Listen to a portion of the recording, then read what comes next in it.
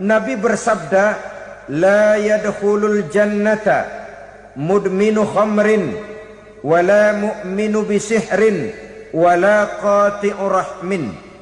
Tidak masuk surga. Ini Nabi yang bilang, tidak masuk surga. Siapa itu? Pertama, mudminu khamrin, orang yang berkekalan dalam mabuk. Selalu mudminun itu sudah menjadi perbuatan rutinnya, tidak kapok-kapoknya, teler seumur hidup. Mudminu khamrin, tidak masuk surga orang yang selalu bermabuk-mabukan. Yang kedua, wala mu'minu bisihrin, orang mukmin tapi main sihir. Ini juga oleh Nabi diperingatkan, tidak akan masuk surga orang mukmin tapi suka main sihir. Wala qati'u rahmin, dan tidak juga orang yang memutuskan silaturahmi. Tiga macam manusia yang diperingatkan Nabi tidak akan masuk surga: orang yang selalu mabuk, orang mukmin yang main sihir, dan orang yang memutuskan silaturahmi. Saudara-saudara kaum muslimin rahimakumullah. Lalu orang berkata, kenapa dilarang kita bersihir padahal Rasul sendiri kan punya mukjizat? Nah, kita memang harus membedakan antara mukjizat dengan sihir. Dalam kehidupan agama kita kenal ada yang namanya mukjizat, ada yang namanya karomah atau keramat biasa diucapkan, ada yang namanya maunah, ada yang namanya irhas, ada juga yang namanya sihir. Kesemuanya ini berbeda, saudara-saudara. Yang dinamakan mukjizat itu khusus untuk para rasul saja. Satu kejadian luar biasa yang terjadi dilakukan oleh Rasul atas izin dari Allah Subhanahu wa ta'ala. Perbedaannya dengan sihir jelas. Sihir dari setan, mukjizat dari Allah. Sihir bisa dipelajari, mukjizat tidak. Sihir umumnya untuk maksud-maksud yang tidak baik, sedangkan mukjizat untuk memperkuat kebenaran yang disampaikan oleh para rasul dan ditentang oleh umatnya. Bahkan kafir Quraisy dahulu menganggap orang-orang ahli sihir itu berada dalam satu posisi yang hina, sehingga mereka mengatakan dan menuduh Nabi Muhammad sebagai tukang sihir. Tuduhan sebagai tukang sihir adalah tuduhan yang sangat aib dan hina. Di tengah masyarakat kufar jahiliyah, kedudukan tukang sihir dipandang sebagai kedudukan yang hina, sehingga mereka mengejek Nabi dengan sebutan tukang sihir. Jadi mukjizat hanya untuk Rasul saja. Kemudian karomah.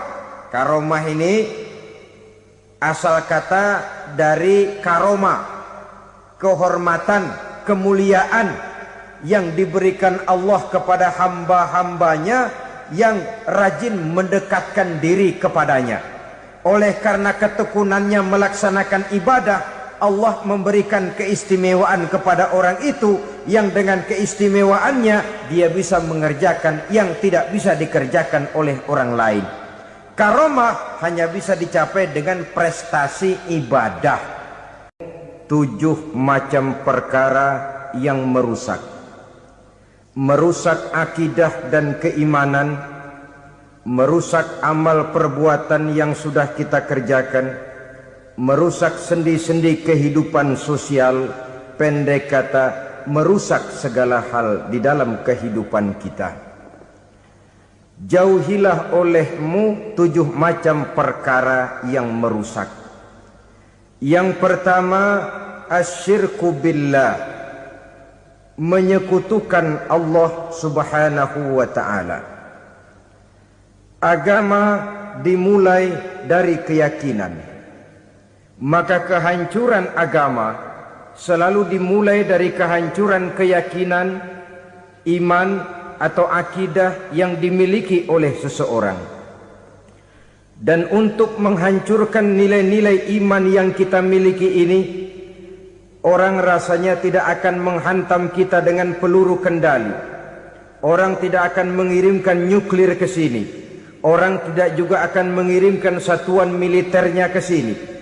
Untuk menghancurkan nilai-nilai iman, dibanjiri kita dengan paham-paham yang merusak dan mendangkalkan akidah.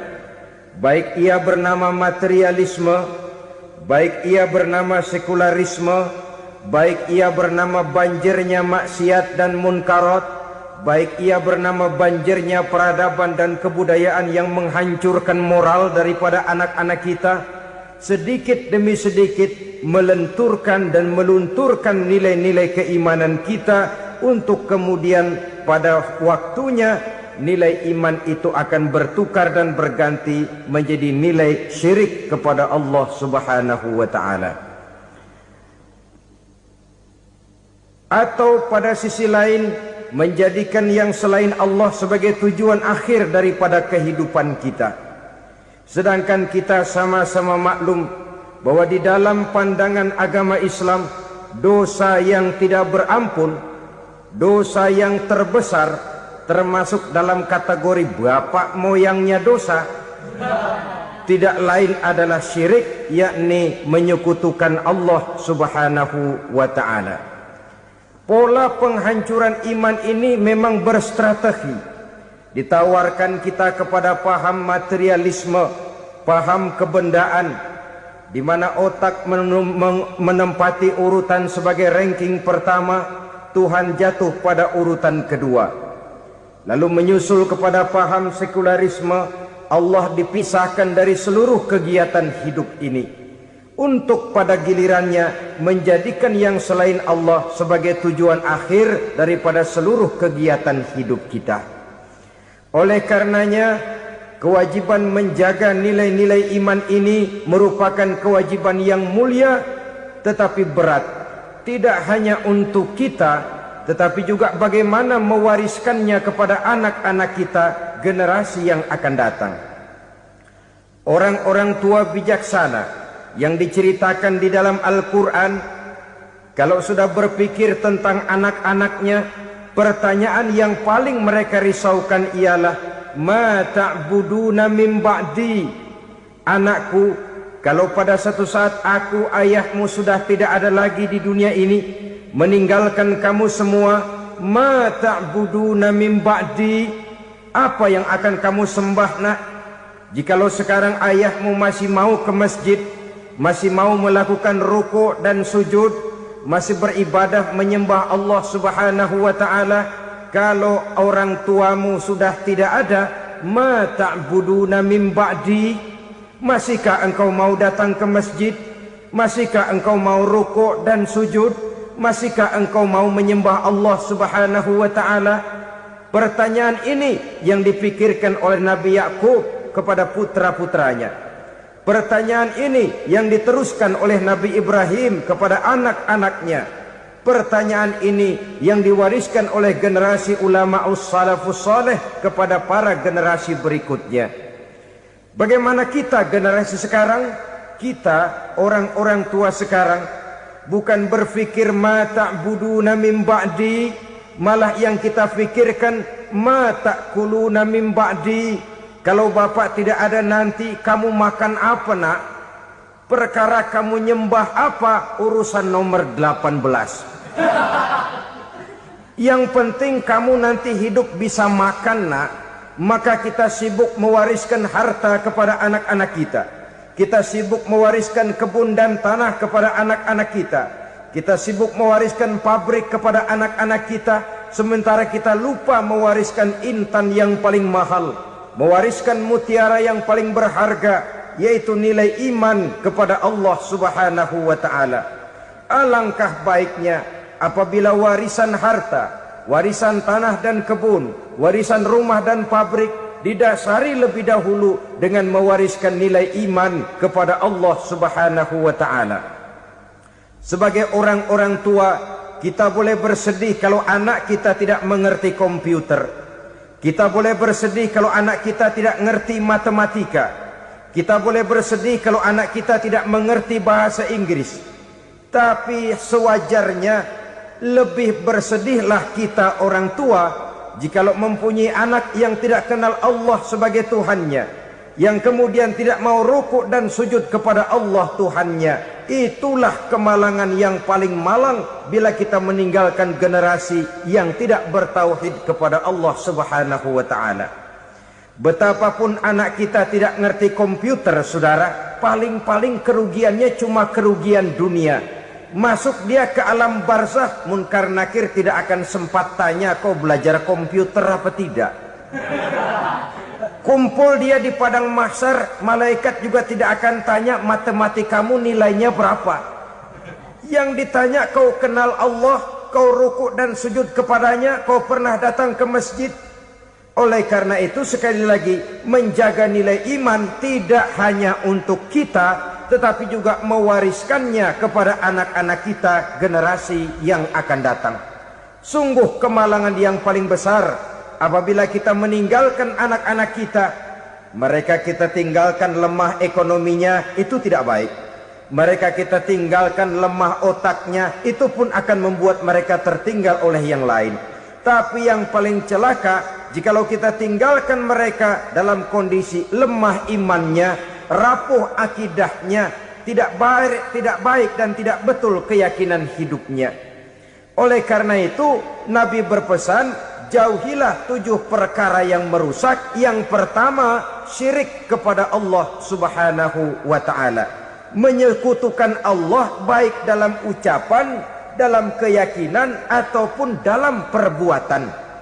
Ini perkara pertama yang termasuk 7 perusak besar di dalam kehidupan.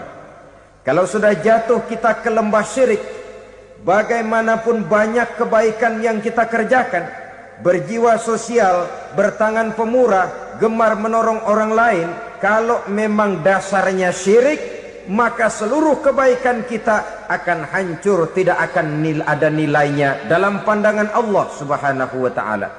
Dalam pandangan manusia, mungkin kita dicatat sebagai orang sosial, gemar menolong orang lain, tidak berpangku tangan melihat orang yang mendapat kesulitan. Tapi oleh karena dasarnya syirik, dasarnya tidak mentauhidkan Allah, maka seluruh nilai kebaikan yang kita kerjakan tidak akan ada nilainya dalam pandangan Allah Subhanahu wa ta'ala. Maka jagalah iman kita, jangan sampai dihinggapi penyakit syirik yang bagaimana kecilnya sekalipun. Sekali lagi, baik syirik dalam bentuk ucapan, syirik dalam bentuk keyakinan, sampai kepada syirik dalam bentuk perbuatan, kita berhindar kepada sifat-sifat yang sedemikian itu. Karena apa?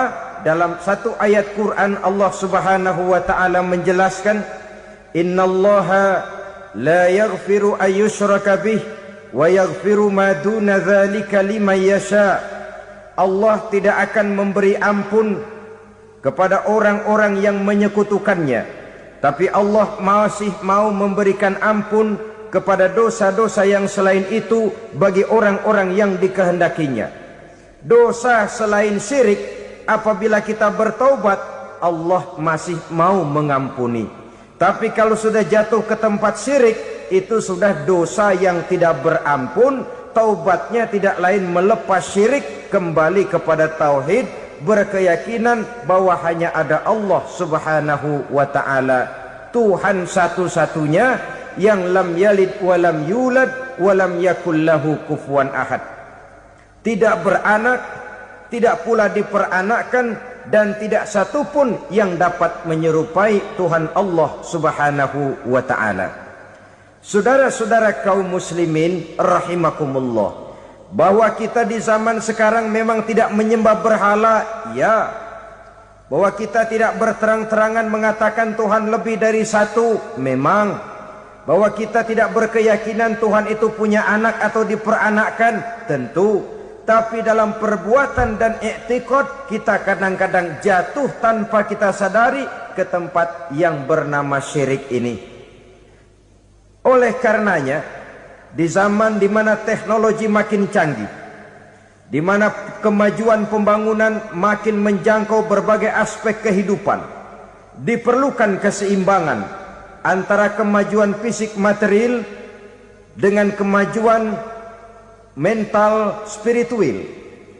Apabila tidak ada keseimbangan yang terwujud, tentulah kepincangan yang diawali dengan pincangnya cara kita berpikir, sehingga pada akhirnya akan mengarah kepada pincangnya cara kita berbuat dan bertindak di dalam kehidupan kita. Oleh karena itu Nabi berpesan, jauhilah sifat syirik, karena syirik merupakan dosa yang teramat besar. Ini sifat merusak yang pertama. Yang kedua kata Nabi, wasihra, jauhilah sihir. Sihir ini juga termasuk perkara yang merusak kehidupan. Kita semua sama-sama maklum bahwa sihir sebenarnya bukan persoalan baru. Sejak sebelum datang Islam, sihir itu sudah ada. Di zaman Yunani kuno, sihir ada. Di zaman Mesir kuno, di zaman Cina kuno, dan yang lain-lain yang serba kuno, sihir itu sudah ada. Bahkan para nabi pun, para rasul yang diutus oleh Allah Subhanahu wa ta'ala, senantiasa berhadapan dengan ahli-ahli sihir untuk menguji kebenaran dari misi yang mereka bawa. Sihir adalah perbuatan di luar kebiasaan yang bisa dikerjakan oleh ahlinya dengan bantuan jin atau setan.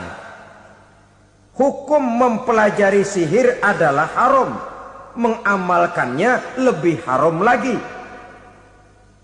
Sebab itu saudara-saudara, sihir merupakan perbuatan merusak yang harus kita jauhi. Ciri-ciri daripada perbuatan sihir, pertama, ia mengandung tipuan, bayangan khayal. Di zaman Nabi Musa misalnya, orang melihat tambang-tambang itu seperti ular. Nabi Musa melayangkan tongkatnya menjadi ular-ular besar yang memakan ular-ular kecil ciptaan tukang-tukang sihir Fir'aun tadi. Lalu sihir bisa terjadi dengan bantuan jin kafir atau setan. Kemudian ciri yang ketiga, sifatnya halus dan tersembunyi. Taruh kata ada seorang ahli sihir yang mempergunakan ayat-ayat Quran sebagai jompa-jampe, sebagai baca-bacaan, itu cuma sekedar kedok. Tujuannya tidak lain menjadikan agama sebagai ketok untuk membenarkan cara yang dimurkai oleh Allah Subhanahu wa ta'ala. Satu hadis yang diriwayatkan oleh Imam Bazar dan Tabrani, Nabi berpesan, laisa minna man tatayyara lahu au takahhana au tukuhhina lahu au sahira lahu. Tidak termasuk ke dalam golonganku, kata Nabi.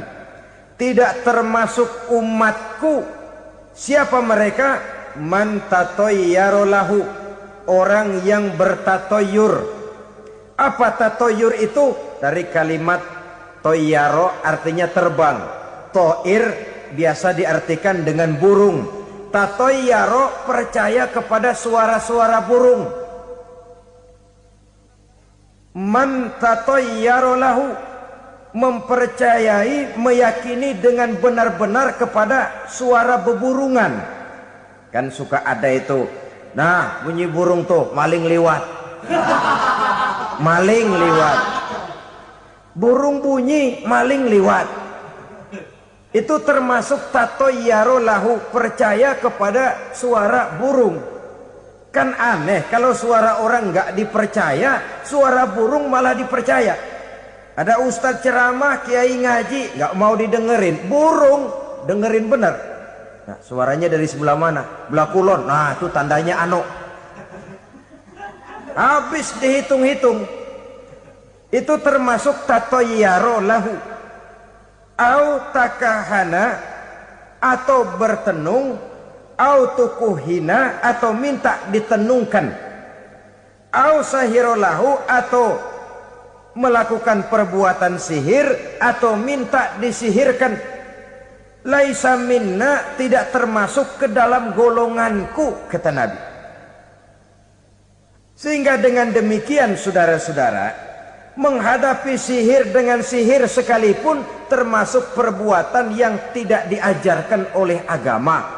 Kita kan mempelajari sihir untuk jaga diri, tidak apa-apa.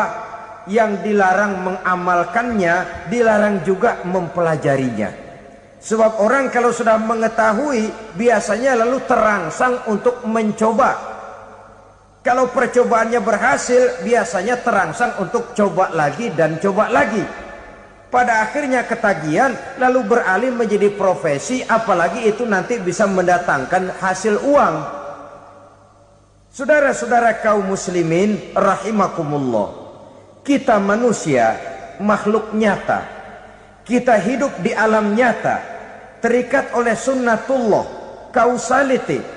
Oleh karenanya bagi kita keyakinan yang penuh, keikhlasan di dalam bertuhankan Allah, penyerahan diri sepenuhnya hanya kepadanya, itu sudah merupakan obat penangkal yang sangat ampuh agar kita tidak terkena penyakit-penyakit yang dibuat oleh setan dan para pembantunya. Sehingga beberapa ayat Quran mengajarkan, misalnya a'udzu bikalimatillahi tammati min syarri ma khalaq, atau bismillazi la yadurru ma'asmihi syai'un fil ardi wala fis sama', dengan menyebut nama Allah yang tidak bisa mendatangkan bahaya sedikit pun, dari baik yang datang dari langit maupun yang datang dari bumi. Jiwa yang kosong dari keyakinan yang penuh kepada Allah, jiwa yang penuh was-was dan ragu-ragu, itu yang mudah terserang oleh penyakit-penyakit yang dikerjakan oleh para tukang-tukang sihir, yaitu oleh setan dan seluruh para pembantunya. Kemudian hadis kedua yang diriwayatkan oleh Imam Ibnu Hibban, Nabi bersabda, la yadkhulul jannata mudminu khamrin wala mu'minu bisihrin wala qati'u rahmin. Tidak masuk surga. Ini Nabi yang bilang, tidak masuk surga. Siapa itu? Pertama, mudminu khamrin, orang yang berkekalan dalam mabuk. Selalu mudminun itu sudah menjadi perbuatan rutinnya, tidak kapok-kapoknya, teler seumur hidup. Mudminu khamrin, tidak masuk surga orang yang selalu bermabuk-mabukan. Yang kedua, wala mu'minu bisihrin, orang mukmin tapi main sihir.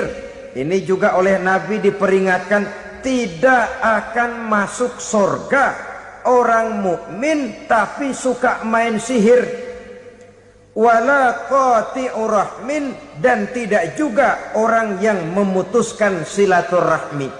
Tiga macam manusia yang diperingatkan Nabi tidak akan masuk surga: orang yang selalu mabuk, orang mukmin yang main sihir, dan orang yang memutuskan silaturahmi. Saudara-saudara kaum muslimin rahimakumullah. Lalu orang berkata, kenapa dilarang kita bersihir padahal Rasul sendiri kan punya mukjizat? Nah, kita memang harus membedakan antara mukjizat dengan sihir. Dalam kehidupan agama kita kenal ada yang namanya mukjizat, ada yang namanya karomah atau keramat biasa diucapkan, ada yang namanya maunah, ada yang namanya irhas, ada juga yang namanya sihir. Kesemuanya ini berbeda, saudara-saudara. Yang dinamakan mukjizat itu khusus untuk para rasul saja. Satu kejadian luar biasa yang terjadi dilakukan oleh Rasul atas izin dari Allah Subhanahu wa ta'ala. Perbedaannya dengan sihir jelas. Sihir dari setan, mukjizat dari Allah. Sihir bisa dipelajari, mukjizat tidak. Sihir umumnya untuk maksud-maksud yang tidak baik, sedangkan mukjizat untuk memperkuat kebenaran yang disampaikan oleh para rasul dan ditentang oleh umatnya. Bahkan kafir Quraisy dahulu menganggap orang-orang ahli sihir itu berada dalam satu posisi yang hina, sehingga mereka mengatakan dan menuduh Nabi Muhammad sebagai tukang sihir. Tuduhan sebagai tukang sihir adalah tuduhan yang sangat aib dan hina. Di tengah masyarakat kufar jahiliyah, kedudukan tukang sihir dipandang sebagai kedudukan yang hina, sehingga mereka mengejek Nabi dengan sebutan tukang sihir. Jadi mukjizat hanya untuk Rasul saja. Kemudian karomah. Karomah ini asal kata dari karoma, kehormatan, kemuliaan yang diberikan Allah kepada hamba-hambanya yang rajin mendekatkan diri kepadanya. Oleh karena ketekunannya melaksanakan ibadah, Allah memberikan keistimewaan kepada orang itu, yang dengan keistimewaannya dia bisa mengerjakan yang tidak bisa dikerjakan oleh orang lain. Karomah hanya bisa dicapai dengan prestasi ibadah. Kalau sihir, mau ibadah apa enggak, asal dia belajar, bersatu dan berteman dengan setan, memenuhi persyaratan-persyaratan setan, biasanya lalu bisa.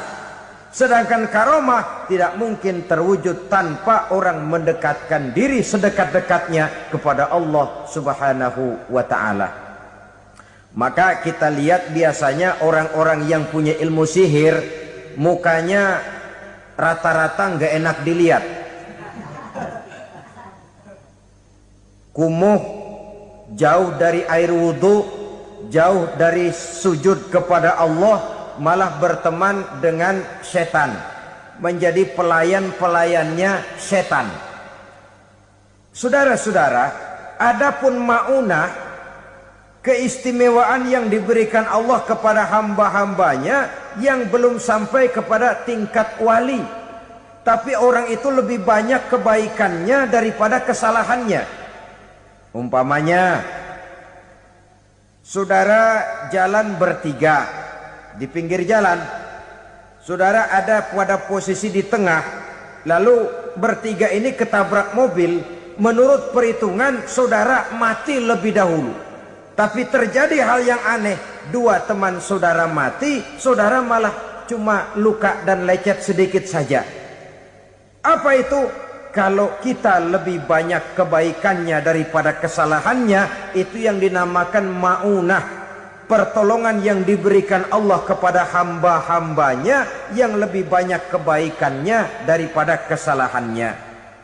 Sedangkan yang dinamakan irhas, kejadian luar biasa pada diri seseorang pada waktu dia masih kecil, yang menunjukkan tanda-tanda keistimewaannya. Itu umumnya pada para nabi pada usia kecilnya sudah ada irhas, tanda-tanda istimewa. Jelas baik mukjizat, karomah, maunah maupun irhas berbeda dengan sihir. Sihir ini jelas saja merupakan bantuan dan persekutuan antara manusia dengan setan. Padahal setan, kata Allah dalam Al-Quran, innahu lakum aduwwum mubin, sesungguhnya setan bagi kamu adalah musuh yang sangat jelas.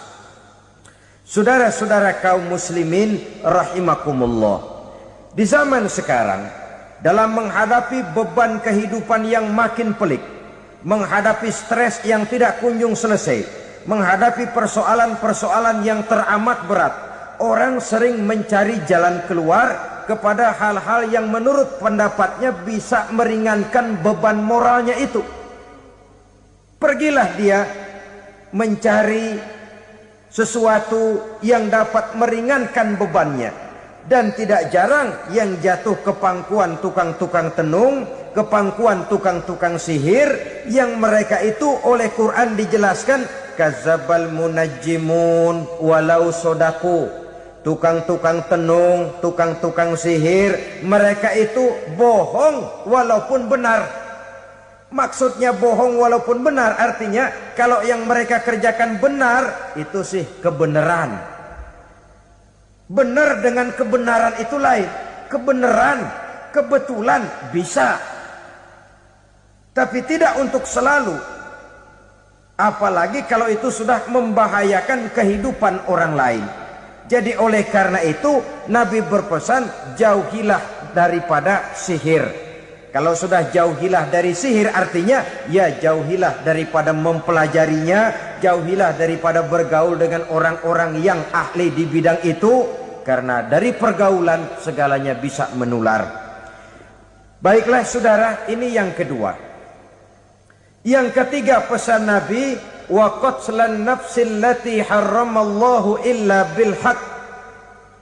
Membunuh orang lain dengan cara yang tidak benar.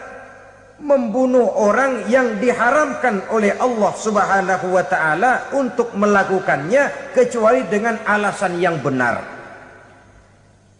Kita tahu Islam adalah agama damai. Sesuai dengan namanya, ia tidak dikembangkan dengan pedang dan kekerasan. Ia dikembangkan dengan keteladanan dan tuntunan moral.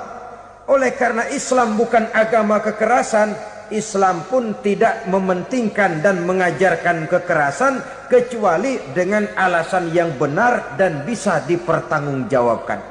Membunuh dengan sengaja, menghilangkan nyawa orang lain tanpa alasan yang bisa dibenarkan adalah merupakan dosa besar dan satu di antara 7 perkara yang bisa mendatangkan kerusakan dalam kehidupan dan yang hendaknya harus kita jauhi. Saudara-saudara kaum muslimin rahimakumullah, beberapa waktu yang lalu di sebuah kota kecil yang indah bernama New Auckland. Saudara tahu New Auckland? Itu dari Gunung Kidul masih ngidul lagi. Pernah diadakan satu seminar yang membicarakan bagaimana menyelamatkan masyarakat manusia dari bahaya Perang Dunia Ketiga. Diperkirakan kalau terjadi Perang Dunia Ketiga, manusia tidak akan tersisa. Sebab apa? Pada waktu itu, cadangan nuklir yang dimiliki oleh bersama Amerika dan Rusia konon sudah sanggup memusnahkan 6 miliar manusia pada saat jumlah manusia baru 5 miliar. Jadi kelebihan nuklir dunia ini. Kalau terjadi Perang Dunia Ketiga, sulit manusia untuk tersisa. Maka dibahaslah di dalam seminar itu, wah, supaya tidak terjadi Perang Dunia Ketiga, maka perlombaan membuat senjata-senjata canggih, alat-alat pembunuh modern harus segera dibatasi.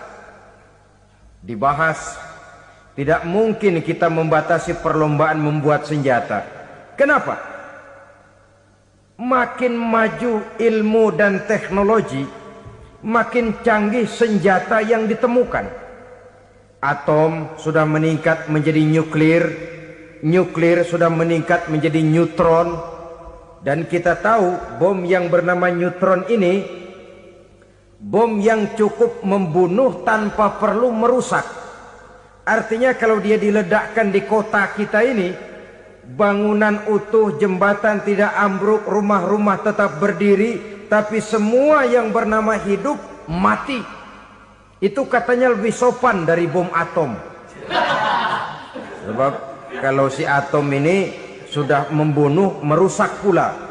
Neutron cukup membunuh saja tanpa perlu merusak. Jadi majunya senjata-senjata teknologi sebagai akibat yang logis dari kemajuan ilmu pengetahuan ini tidak bisa kita batasi.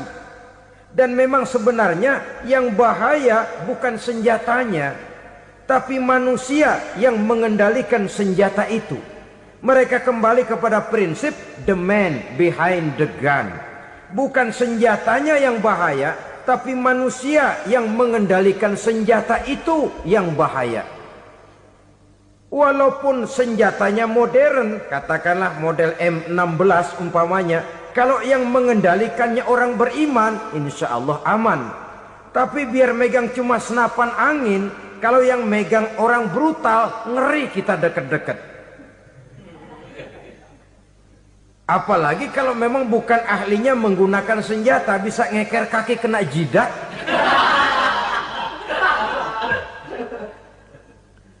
Mereka kembali kepada prinsip lama yang tetap baru, bukan senjatanya yang harus dibatasi, manusia yang mengendalikan senjata itu yang perlu dibicarakan. Nah, kalau begitu, agar manusia tidak mempergunakan senjata sewenang-wenang, apa yang harus kita lakukan?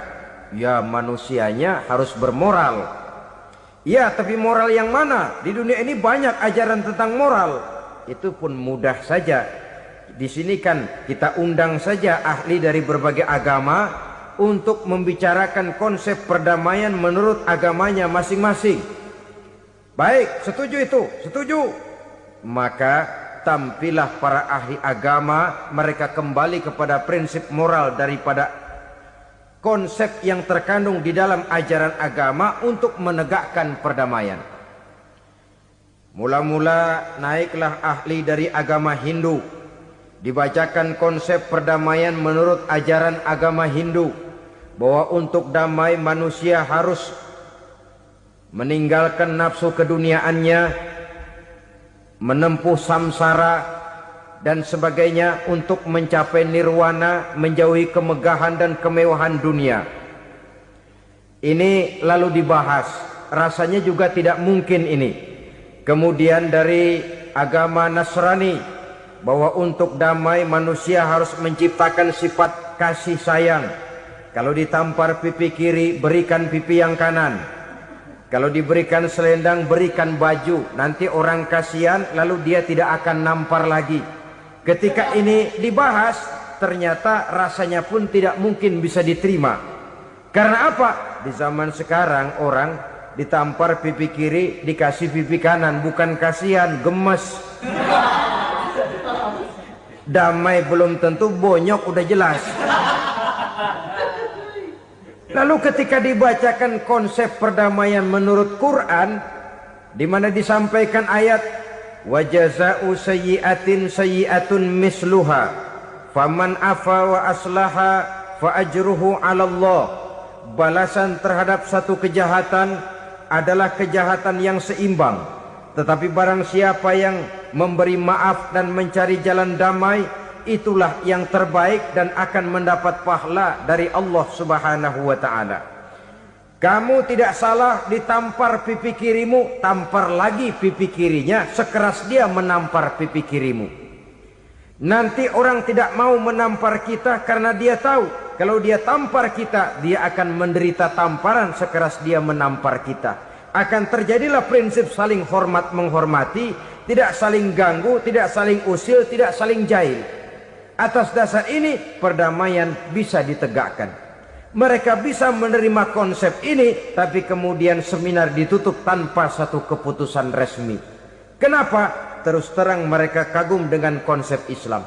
Tapi sentimen lama terhadap nilai-nilai Islam telah menutup mata mereka untuk menerima kebenaran dari ajaran Al-Quranul Karim.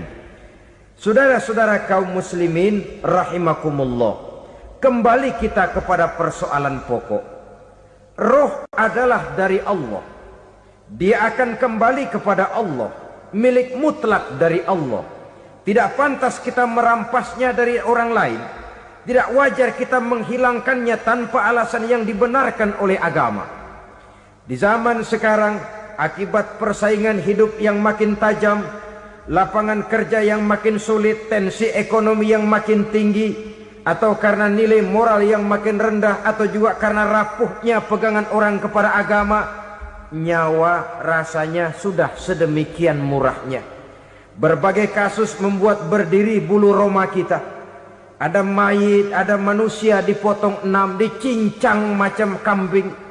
Ada yang dipotong 5, ada yang dipotong 13, dikardusin, dibuang ke tempat sampah. Inna lillahi wa inna ilaihi raji'un. Gejala apa ini? Kanibalisme. Manusia sudah demikian sadisnya. Manusia sudah sedemikian buasnya. sehingga sesama manusia diperlakukan seperti hewan. Padahal hewan sendiri belum pernah macan makan macan, bagaimanapun buasnya macan. Belum pernah serigala memakan serigala, bagaimanapun brutalnya serigala. Tetapi manusia makan manusia di zaman sekarang kadang jadi kenyataan dalam kehidupan kita. Kadang persoalannya remeh saja. Soal uang 200 perak, pisau bicara, nyawa melayang. Soal rokok sebatang, celurit bicara, nyawa melayang. Soal-soal yang sama sekali tidak prinsip, begitu mudah kita menghilangkan nyawa orang lain. Padahal Nabi pernah memperingatkan, apabila dua orang muslim sudah berkelahi dan berbunuh-bunuhan, al-qatil wal maktul finnar, yang membunuh dan yang terbunuh dua-duanya neraka. Sahabat heran, ya Rasul, kalau yang terbunuh, kalau yang membunuh masuk neraka itu sih wajar, tapi yang terbunuh kenapa neraka juga? Beliau menjawab, dua-duanya sudah punya niat untuk saling membunuh. Niatnya itu yang diponten. Yang terbunuh cuman lagi apes aja, keduluan dia. Umpama tidak terbunuh, pasti dia yang akan membunuh. Oleh karenanya al-qatil wal maktul, yang membunuh dan yang dibunuh finnar, dua-duanya masuk ke dalam neraka. Islam menghormati kehidupan. Tidak hanya terbatas kepada sesama muslim, orang-orang yang berlainan agama pun yang mau hidup berukun, damai, berdampingan dengan umat Islam, jiwa mereka, darah mereka dilindungi oleh nilai-nilai Islam yang disebut dengan kafir zimmi ini. Mengganggu mereka sama saja dengan mengganggu aku, kata Nabi. Jadi oleh karena itu sayangilah sesama. Kehidupan adalah anugerah Allah, bukan wewenang kita untuk mencabutnya dari orang lain, bukan wewenang kita untuk merampas dan menghilangkannya dari orang lain. Apa yang tidak enak terjadi pada diri kita, begitu pula lah apabila terjadi pada diri orang lain.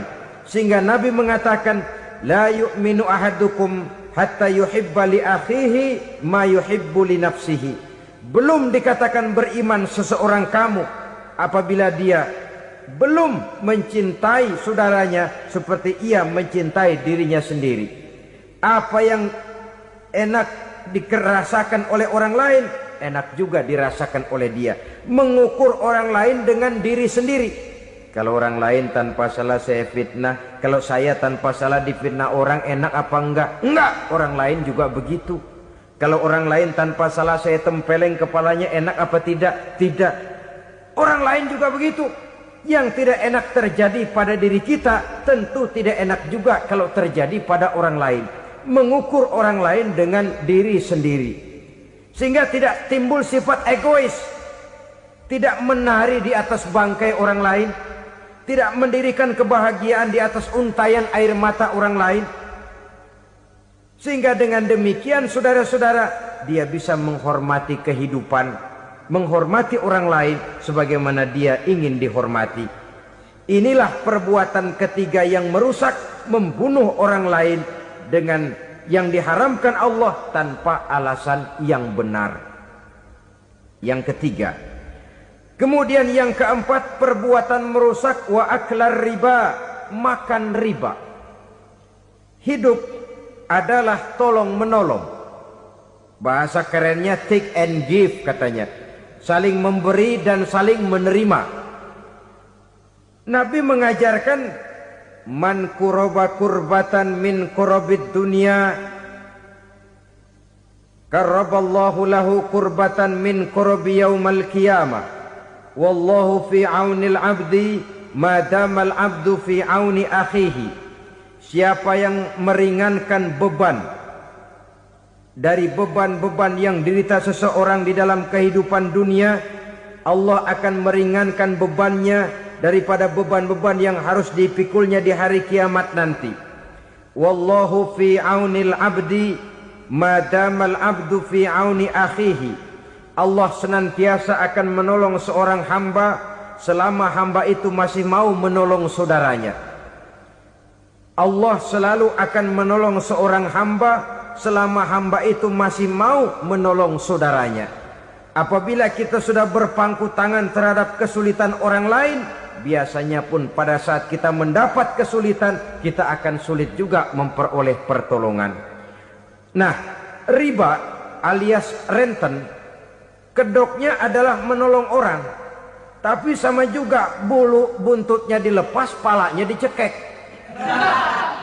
Menolong orang pada akhirnya menjadi beban bagi seseorang, dan memang mencari orang-orang yang berada dalam posisi kesulitan. Biasanya di daerah-daerah di mana musim paceklik, jadi lapangan kerja sulit, sedangkan urusan perut tidak bisa ditunda. Akhirnya orang terjebak ke dalam rentenir, ke dalam riba, ke dalam renten. Bunga berbunga, sehingga satu saat jumlah bunganya bisa lebih besar dari jumlah pinjaman pokoknya. Kemudian kalau juga ternyata tidak bisa dibayar, rumah jadi taruhan. Memang rumah satu-satunya, begitu rumah ditarik mulain camping. Bukankah pada akhirnya akan mewariskan kesengsaraan? Oleh karena itu, kepada kita berusahalah jangan berhubungan dengan rentenir, jangan makan renten dan riba. Kepada mereka yang melaksanakan riba, walaupun mendatangkan keuntungan materi, tapi percayalah, harta yang didapat dengan jalan riba tidak akan membawa keberkahan. Manakala tidak membawa keberkahan, dia tidak akan mendatangkan ketenangan di dalam kehidupan kita. Oleh karenanya, memakan harta riba termasuk perbuatan yang merusak sendi-sendi kehidupan sosial, merusak kehidupan orang lain, merusak kehidupan masyarakat, tetangga, pergaulan, dan sebagainya. Yang kelima, wa akla malil yatim, memakan harta anak yatim dengan cara yang zalim. Nih, memang lezat. Anak yatim itu nggak tahu urusan apa-apa. Kita diamanahkan untuk mengurusinya. Kadang-kadang dibentuklah panitia penyantunan yatim piatu. Yatimnya mah tetap kelaparan, panitianya yang pada gendut.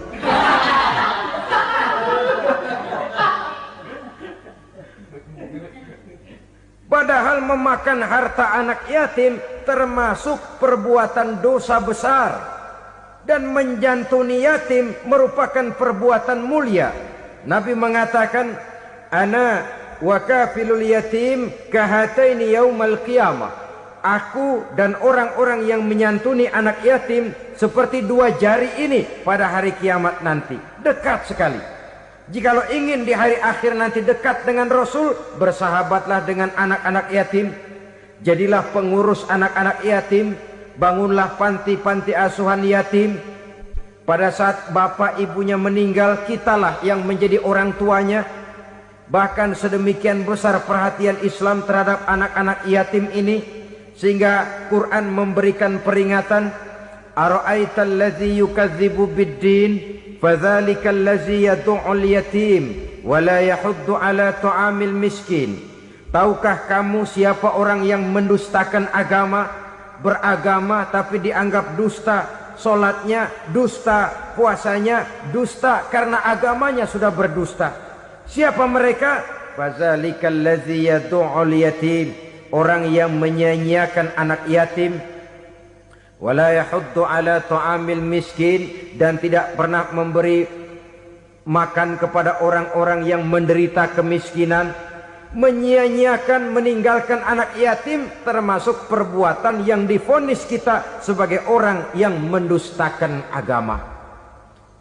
Saudara-saudara kaum muslimin rahimakumullah, maka sangat dicela mengeksploitir anak-anak yatim, menjadikan mereka sebagai kedok untuk mencari kekayaan pribadi. Tetapi jikalau ikhlas, ganjarannya sangat besar, nilai pahalanya sangat besar. Menyantuni yatim tidak hanya setahun sekali. Kalau Muharram pakai istilah lebaran yatim, dibentuklah panitia, diberilah beras, uang 4-5 ribu rupiah, alhamdulillah. Tapi jangan lupa, si yatim tidak hidup cuma 1 hari. Dia tidak hidup cuma di bulan Muharram saja, dia hidup 12 bulan dalam setahun. Sebagaimana anak-anak yang lain, dia juga berhak punya masa depan. Dia juga berhak menikmati bangku sekolah. Dia berhak mengenyam arti dan makna pendidikan. Dia berhak membekali diri dengan ilmu dan pengetahuan, seperti halnya anak-anak yang lain. Maka kita yang diberikan keluasan oleh Allah, ingatlah itu, bersahabatlah dengan anak-anak yatim, santuni mereka. Perkara setahun sekali di bulan Muharram, alhamdulillah, itu bagus, bin Thayyib alias baik. Tapi tentu dan tentu sekali lagi, si yatim tidak hanya hidup di bulan Muharram. Dia hidup 12 bulan dalam setahun, 24 jam dan di dalam sehari. Oleh karenanya, menyia-nyiakan mereka pada saat posisi kita memang mampu akan memojokkan kita dalam satu posisi di mana kita dianggap sebagai orang yang mendustakan agama. Memakan harta anak yatim dengan cara yang zolim. Bapaknya udah meninggal, kebunnya lebar, anaknya dikelecehin. Nah, dah kamu gak usah pusing, nanti saya yang ngurus. Akhirnya bukan ngurus, nguras. Si yatim mungkin tidak tahu bahwa dia disia-siakan, haknya diambil, miliknya dizolimi. Tapi Allah yang akan membalasnya dengan seadil-adilnya. Maka makan harta anak yatim biasanya balasannya tokcer bin paten. Nggak banyak selang tempo itu, nggak percaya cobain dah. Nyobain aja kan nggak bayar, umpama. Memakan harta anak yatim dengan cara yang zolim, ganjarannya biasanya kontan. Kenapa? Ratapan si miskin, untayan air matanya, jeritan kepedihan hatinya, membuka pintu langit, permohonannya diijabah, getaran hatinya didengarkan oleh Allah. Maka balasannya biasanya kontan, spontan, tidak menunggu waktu terlalu lama. Itu di dunia, belum lagi di akhirat nanti. Bukankah dalam riwayat Mi'raj diceritakan Nabi melihat di neraka itu orang perutnya sebesar rumah. La haula wala quwata. Itu perut kayak rumah, bagaimana jalannya tuh orang. Dan memang gak jalan, diseret-seret oleh malaikat di neraka itu. Hancur perutnya, amburadul itu perut. Berantakan isinya, dibulatkan lagi, diseret lagi, hancur lagi, dibulatkan lagi. Sampai Nabi tanya, orang itu begitu berat siksanya kenapa ya Jibril? Itu Muhammad, waktu di dunia dulu rakus banget makan harta anak yatim. Begitu vonisnya, begitu menyedihkan nasibnya di akhirat. Tapi di dunia pun ketidakberkahan itu sudah membayangi kehidupannya. Oleh karena itu, kepada saudara-saudara yang mendapat titipan anak yatim, berbahagialah, karena semulia-mulia rumah adalah rumah yang di dalamnya ada anak yatim yang disantuni. Sehina-hina rumah adalah rumah di mana di dalamnya ada anak yatim yang disia-siakan. Begitu kata Nabi kita. Rumah yang paling mulia dalam pandangan Allah, rumah yang di dalamnya ada anak yatim yang disantuni. Rumah yang paling hina dalam pandangan Allah, rumah yang di dalamnya ada anak yatim yang nasibnya disia-siakan. Berbahagialah saudara apabila menjadi penyantun anak-anak yatim, pelindung mereka, sehingga mereka mempunyai masa depan sebagaimana anak-anak lainnya. Rasulullah sendiri sedemikian peka terhadap keadaan anak-anak yatim karena beliau sendiri memang mengalami. Umur 6 bulan dalam kandungan ibu, beliau sudah ditinggalkan oleh ayahnya. Pada saat berusia 6 tahun, ibu sudah meninggal. Yatim piatu dalam usia di mana beliau sedang perlu belas kasih seorang ibu dan pengertian seorang bapa. Kepekaan itu lalu timbul, bahkan kemudian sampai kepada beliau berkata, aku dan orang yang menyantuni anak yatim seperti jari tengah dan jari telunjuk di hari akhirat nanti. Sedemikian dekatnya. Baiklah ya, jadi yang kelima, memakan harta anak yatim. Jauhi, karena ini perbuatan yang merusak. Yang keenam, watawalli yaumaz zahfi, melarikan diri pada hari pertempuran. Apa ini? Khianat. Tidak konsekuen dengan konsep perjuangan. Pada mulanya keras benar teriak, berantas korupsi, ganyang korupsi. Cuma karena belum dapat giliran. Begitu dia naik dapat kesempatan, korupsinya lebih edan dari yang diteriakinya. Ini termasuk tawalli yaumaz zahfi, berpaling pada hari peperangan. Di saat menghadapi musuh, kalau belum kelihatan musuh, teriaknya nyaring bener. Jangan takut, demi kebenaran sampai titik darah yang paling penghabisan. Musuh belum kelihatan. Begitu musuh sudah kelihatan, paling dulu lari ke belakang. Kalau diajak berjuang ada saja alasannya. Sehingga Quran memberikan peringatan kepada kita semua. Mengapa kamu ini berat? Kalau sudah diajak berjuang di jalan Allah, kakimu seperti terhunjam berakar di perut bumi. Berat untuk melangkah berjuang.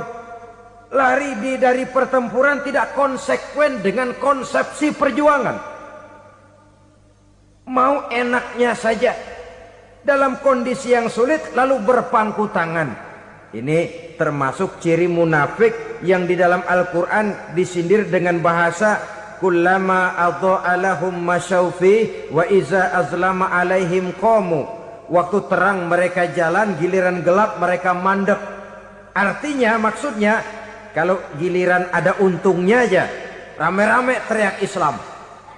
Tapi begitu diminta berjuang, dituntut berkorban, rame-rame mundur. Waktu dilihat di Islam ada untungnya, rame-rame teriak Islam. Pak, saya Islam banget, Pak. KTP saya Islam, Pak. Pokoknya Islam banget dah. Tapi ketika diminta berjuang, dituntut sedikit berkorban, rame-rame mengundurkan diri. Tahun 65 PKI berontak. Waduh, waktu itu jadi orang Islam untung itu. Nggak dikejar-kejar, aman. Masjid rame, masjid, mobil-mobil mewah parkir di depan musola dan masjid. Kenapa? Waktu itu asal udah ke masjid aman. Islam selamat, untung. Tapi begitu keadaan aman, yang parkir di musola sepeda butut melulu.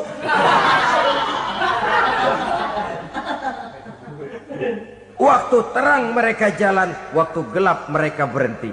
Dikala di Islam ada untungnya, baru wah Islam bagus, Islam hebat.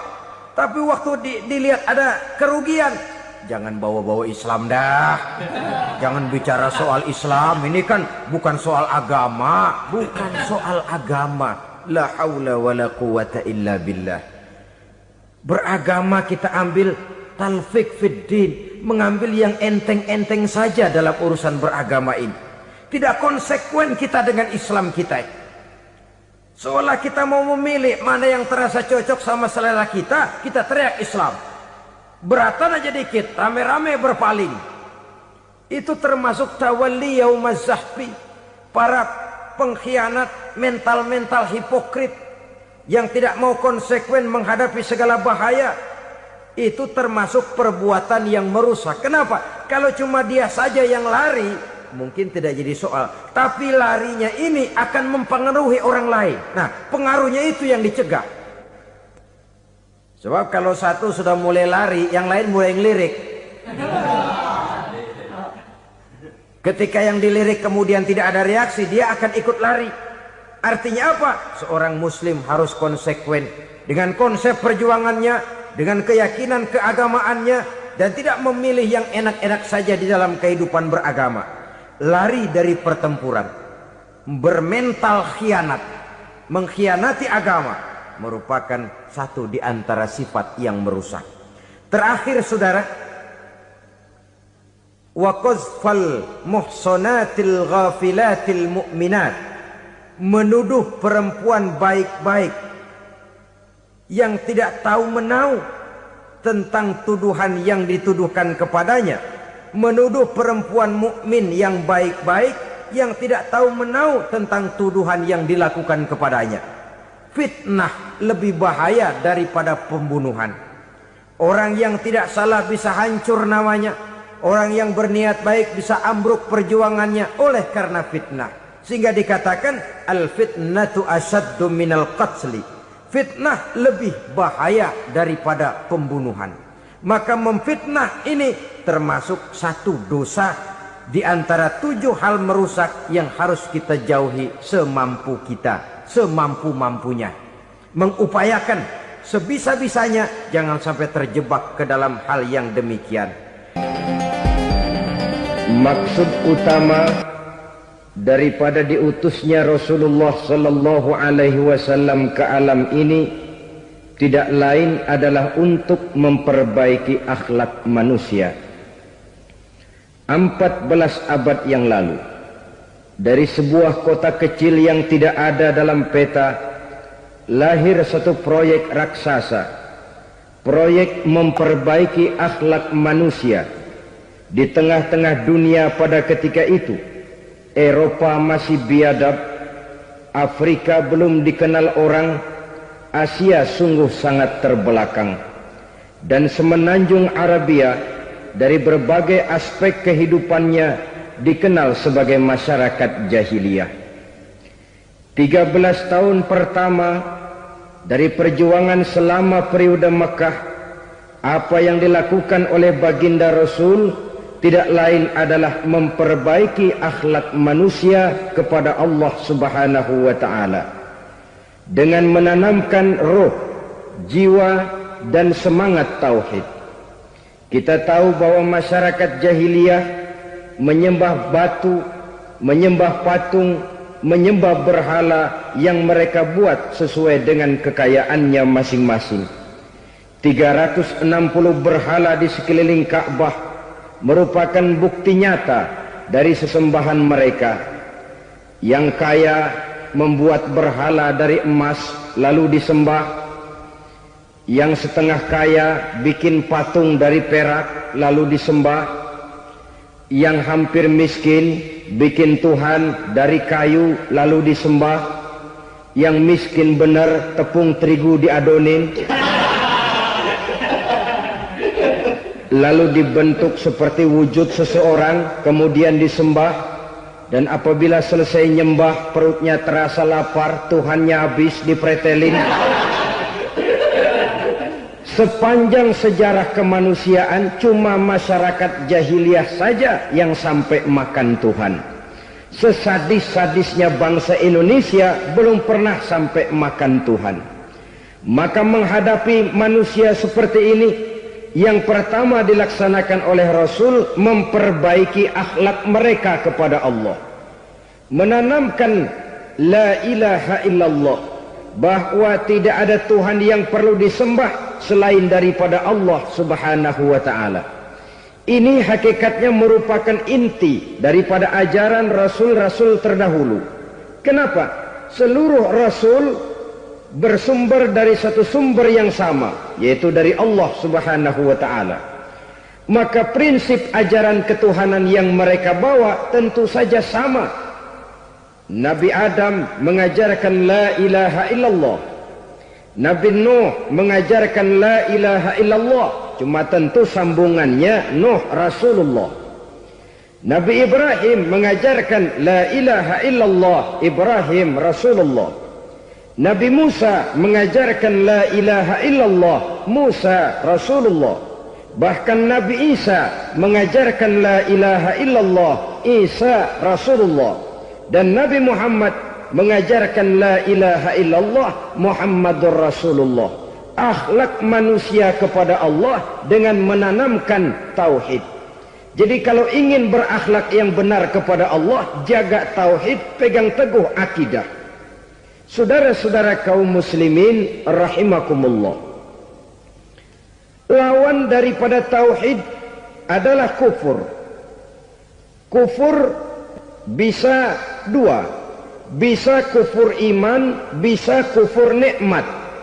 Kufur itu sifatnya, kafir itu orangnya. Ada orang kufur iman, dan ini merusak akhlak kepada Allah Subhanahu wa ta'ala. Kufur iman itu kadang-kadang bentuknya syirik, orangnya disebut musyrik. Kufur iman itu kadang-kadang bentuknya nifak, orangnya disebut munafik. Kufur iman itu kadang-kadang bentuknya riddah, orangnya disebut murtad. Ini merupakan jenis daripada kufur-kufur iman dan tergelincirnya manusia daripada akhlak kepada Allah Subhanahu wa ta'ala. Benar, di zaman sekarang kita tidak menyembah berhala. Memang di zaman sekarang kita tidak menyembah patung. Iya, kita tidak berkeyakinan Tuhan lebih dari satu. Tapi kadang-kadang akhlak kita kepada Allah sering lentur dan luntur, sering bergoyang dan tergoncang, sering kena erosi dan polusi. Bahwa kita tidak menyembah Latta, Uzza, Manat dan Hubal seperti masyarakat jahiliyah dahulu, memang. Tapi Latta zaman sekarang, Uzza zaman sekarang, Manat dan Hubal di zaman sekarang, berhala-berhala di abad kita sekarang ini, kadang-kadang bernama harta, kadang-kadang bernama wanita, kadang-kadang bernama tahta, mungkin juga bernama Toyota. Sesuatu yang lebih kita agungkan daripada Allah, menjelmalah dia menjadi berhala-berhala di zaman kita sekarang ini. Manakala kita di kantor sudah lebih takut kepada kepala bagian kita daripada kepada Allah, maka Tuhan kita barangkali adalah kepala bagian kita. Manakala kita sudah lebih takut kepada manusia daripada kepada Allah, bergeserlah akhlak kita kepada Allah, mengagungkan manusia dan menomorduakan Allah. Maka di zaman sekarang akhlak kita kepada Allah sering kena erosi, sering kena polusi.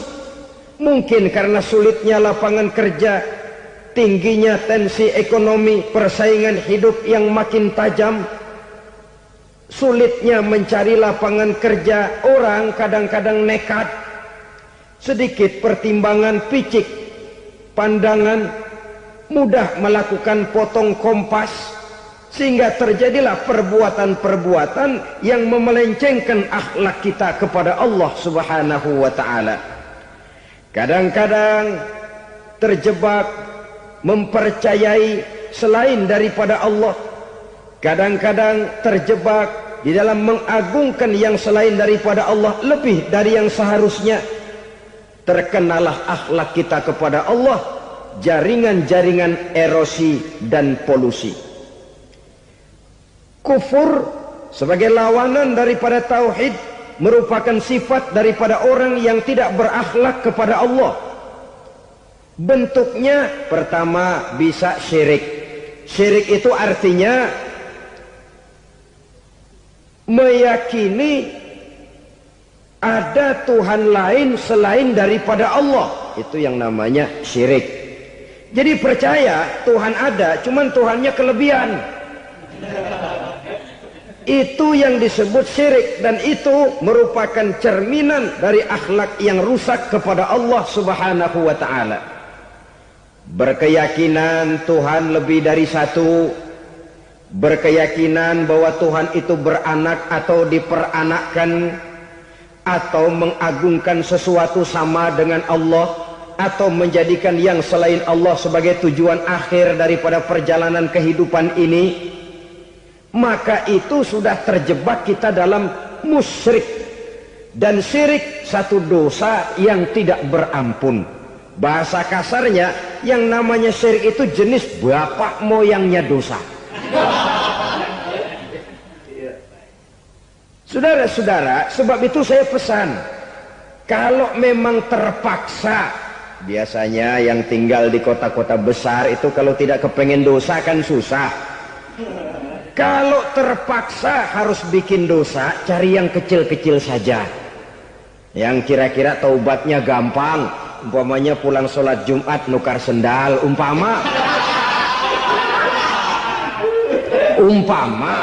yaitu jelas dosa. Tapi dosa yang taubatnya agak mudah. Jangan sampai terjebak ke dalam syirik, menyekutukan Allah. Kalau sudah menyekutukan Allah, Allah dimadu, murka benar Allah kepada kita. Innallaha la yaghfiru ayyushraka bih wa yaghfiru ma duna dzalika liman yasha. Allah tidak akan memberi ampun kepada orang yang menyekutukannya dengan sesuatu, tapi Allah mau mengampunkan dosa yang selain itu bagi orang yang dikehendakinya. Jadi orang-orang yang sudah terjebak syirik, menyekutukan Allah, meyakini ada Tuhan lain selain daripada Allah, meyakini Tuhan beranak atau diperanakkan, bagaimanapun baiknya mereka di dunia, bagaimanapun sosial jiwanya, bagaimanapun pemurah tangannya memberikan santunan dan pertolongan kepada orang lain, kalau sudah syirik, seluruh nilai kebaikannya akan tidak ada gunanya lagi, karena tidak ada tempat nilai kebaikan itu bergantung. Sedangkan kita berbuat baik agar diterima oleh Allah. Kalau Allahnya marah kepada kita, siapa yang akan menerima nilai kebaikan itu sendiri? Ini bentuk yang pertama.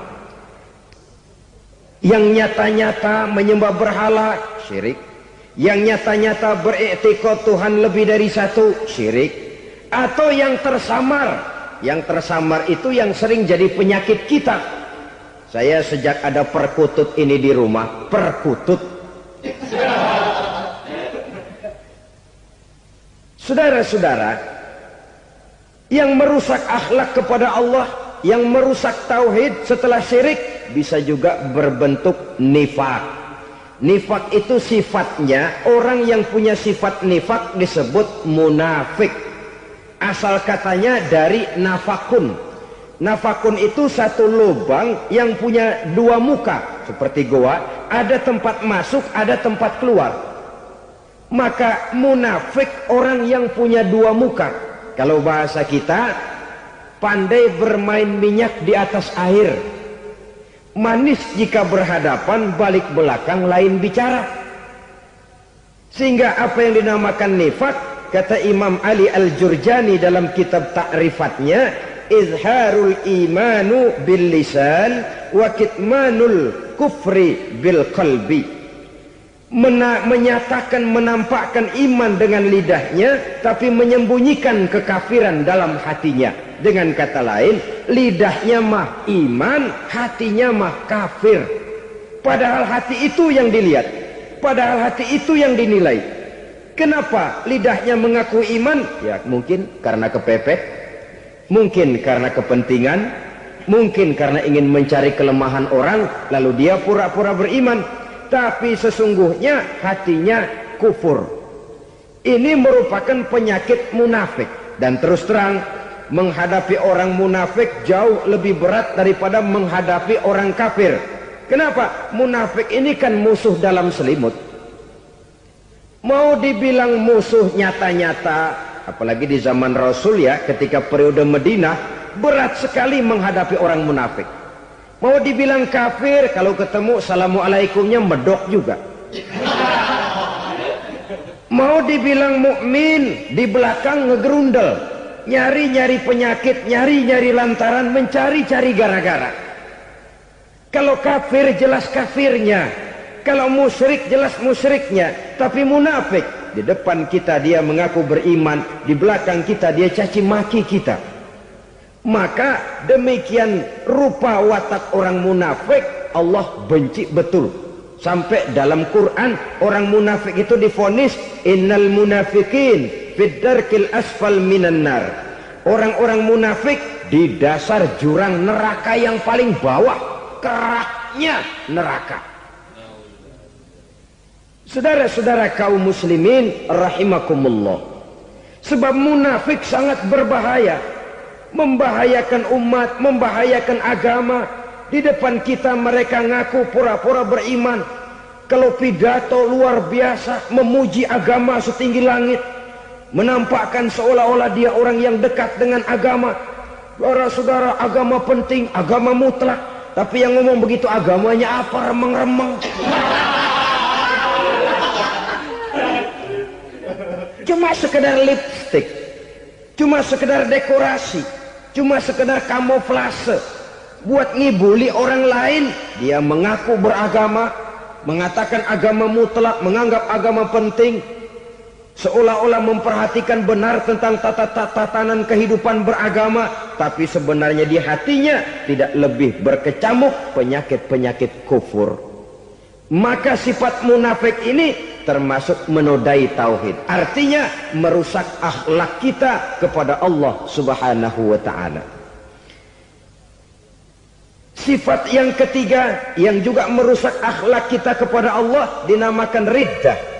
Riddah itu sifatnya, orang yang punya sifat riddah disebut murtad. Murtad keluar dari Islam. Keluar dari Islam tentu tadinya di dalam Islam. Oleh satu perbuatan dia bisa menjadi murtad. Misalnya tadinya dia iman benar kepada Allah, tapi melarat.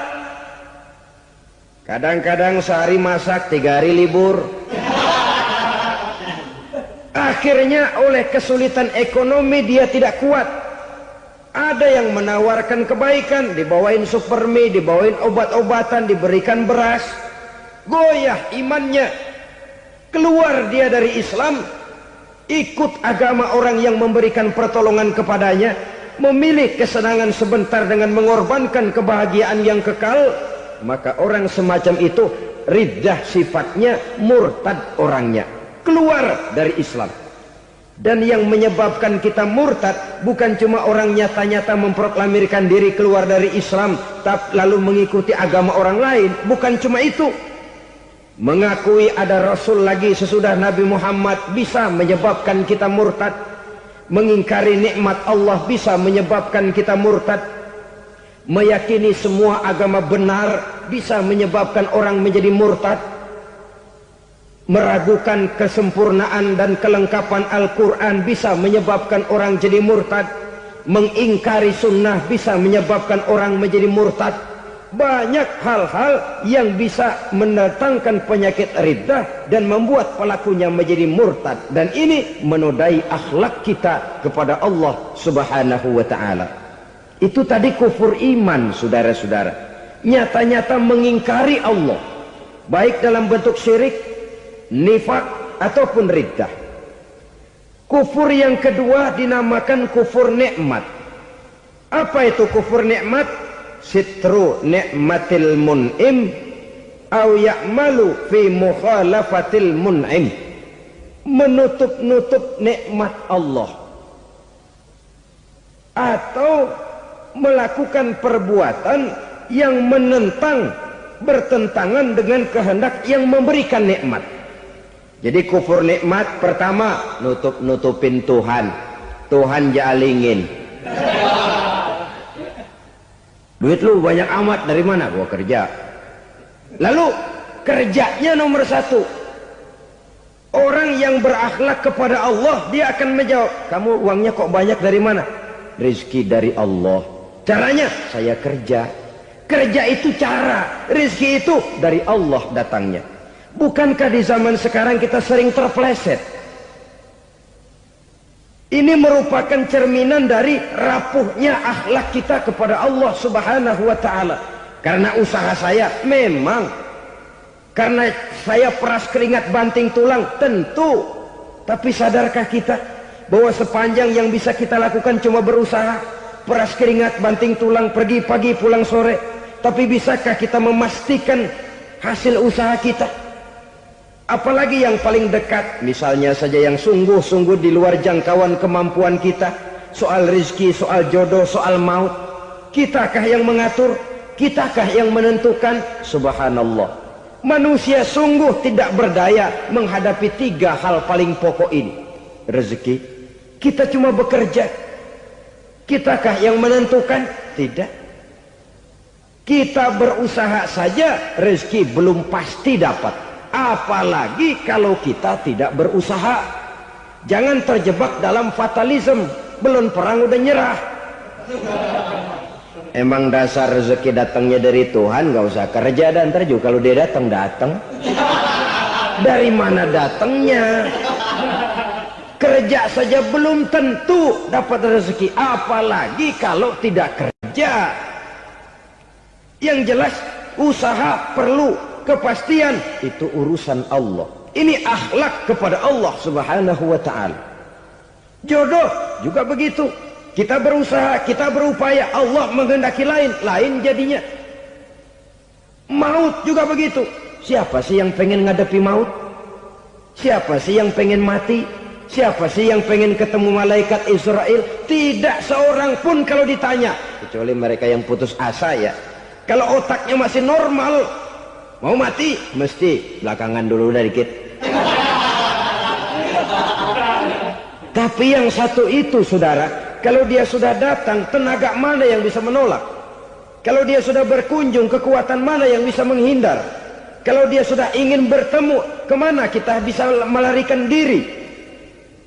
Manusia sepanjang yang dia lakukan hanya berusaha, tapi kepastian, ketentuan dari Allah Subhanahu wa ta'ala. Orang yang kufur nikmat, nutupin Allah. Dia merasa rezekinya adalah mutlak peras keringatnya, seolah-olah Allah nggak punya peranan apa-apa di situ. Oh, ini kan saya bisa rumah begini karena saya kerja keras.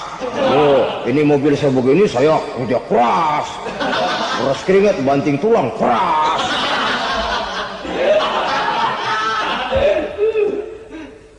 Saudara-saudara kaum muslimin rahimahkumullah. Jadi menutupi Allah. Akibatnya nanti kalau dia berhasil, Allah ketutupan. Kalau dia gagal, orang lain dicaci maki, dicari kambing hitam. Yang kambing hitam kan mahal. Karena orang sering cari-cari kambing hitam. Jarang orang mau jujur kalau bertemu kesulitan lalu mencari sebab pada dirinya sendiri. Yang paling enak ya nyalain orang. Lo begitu. Orang lain yang paling enak kita salahin. Au ya'malu fi mukhalafatil mun'im, atau dia melakukan sesuatu yang tidak sesuai dengan kehendak yang memberikannya nikmat. Diberikan kita tangan, mulut sih nggak berhenti, terima kasih Tuhan, alhamdulillah saya dikasih tangan. Cuma nih tangan enteng mat nabokin orang mulu. Itu sudah mukhalafatul mun'im, bertentangan dengan kehendak yang memberikan nikmat. Diberikan harta, mulutnya mah basah, terima kasih Tuhan, alhamdulillah dikasih harta, tapi pelitnya minta ampun, kikir koret medit. Ini juga termasuk kufur nikmat, mempergunakan suatu nikmat bertentangan dengan kehendak daripada yang memberikan nikmat itu sendiri. Saudara-saudara kaum muslimin rahimakumullah. Oleh karenanya kufur iman memang lebih bahaya daripada kufur nikmat. Tapi jangan lupa, kufur nikmat bisa menyeret orang kepada kufur iman. Nah kalau Allah udah dialingin, Tuhan sudah dinomor duain, lama-lama kenapa dia tidak mendewakan dirinya sendiri? Mendewakan pangkatnya, mendewa-dewakan otaknya, mendewa-dewakan kemampuannya. Pada awalnya dia memang cuma kufur nikmat, tapi lambat laun kalau ini tidak diobati, secara pasti orang akan mengarah kepada kufur iman. Bisa berbentuk syirik, bisa berbentuk nifak, bisa berbentuk riddah. Saudara-saudara, oleh karena itu menjaga akhlak kepada Allah mutlak penting. Sebab apa? Kita tidak berakhlak kepada manusia saja, kita dikucilkan dari pergaulan. Kalau kita tidak berakhlak kepada Allah, dikucilkan oleh Allah. Hadis qudsi menyatakan, man lam yashkur ala na'mai wa lam yasbir ala balai falyakhruj min tahtis samai falyatlub rabban siwaya. Kata Allah, siapa orang yang tidak mau bersyukur terhadap nikmat yang aku berikan kepadanya dan tidak mau sabar terhadap ujian yang aku berikan kepadanya, falyakhruj min tahtis samai, persilahkan saja keluar dari kolong langitku. wal yatlub rabban siwaya, tolong cari Tuhan lain selain daripada aku. Murka Allah, diusir, cuman gak kedengeran aja. Siapa yang tidak mau syukur terhadap nikmatku, siapa yang tidak mau sabar terhadap ujian yang aku berikan kepadanya, persilakan keluar dari kolong langitku ini, cari Tuhan lain selain aku. Nah, langit Tuhan yang punya, Tuhan kita lawan, diusir dari kolong langit, mau pindah ke kolong mana?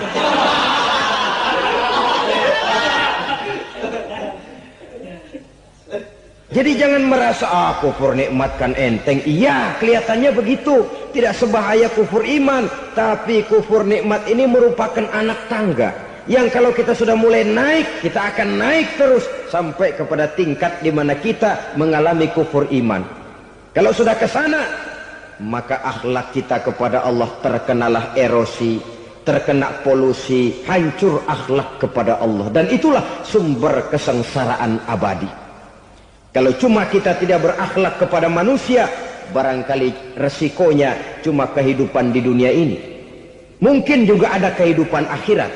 Tapi kalau sudah tidak berakhlak kepada Allah, dunia akhirat kita rugi dan celaka.